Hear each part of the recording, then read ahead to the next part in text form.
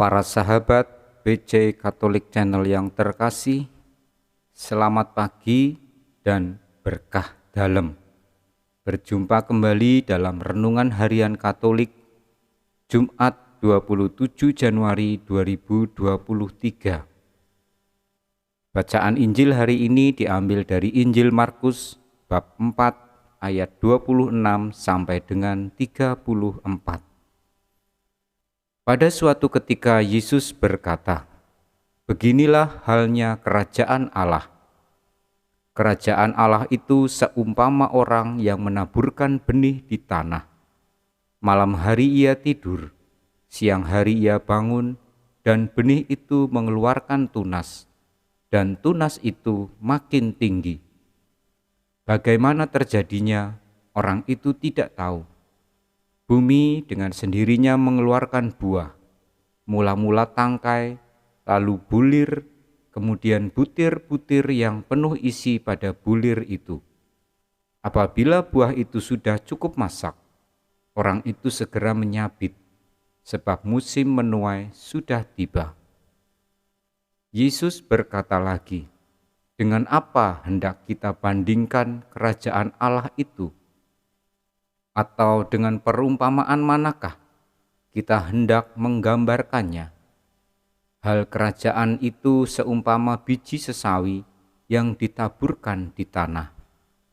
Memang biji itu yang paling kecil daripada segala jenis benih yang ada di bumi. Tetapi apabila ditaburkan, ia tumbuh dan menjadi lebih besar daripada segala sayuran yang lain, dan mengeluarkan cabang-cabang yang besar, sehingga burung-burung di udara dapat bersarang dalam rimbunannya." Dalam banyak perumpamaan semacam itu, Yesus memberitakan sabda kepada mereka sesuai dengan pengertian mereka, dan tanpa perumpamaan, ia tidak berkata-kata kepada mereka. Tetapi kepada murid-muridnya, ia menguraikan segala sesuatu secara tersendiri. Verbum Domini, Laus tibi Christe. Para sahabat yang terkasih dalam Yesus Kristus, apa yang biji sesawi dapat ajarkan kepada kita tentang kerajaan Allah? Benih sesawi kecil benar-benar tumbuh menjadi pohon yang menarik banyak burung, karena mereka menyukai biji sesawi hitam kecil yang dihasilkannya. Kerajaan Allah bekerja dengan cara yang sama. Itu dimulai dari awal yang terkecil di hati pria dan wanita yang mau menerima sabda Tuhan.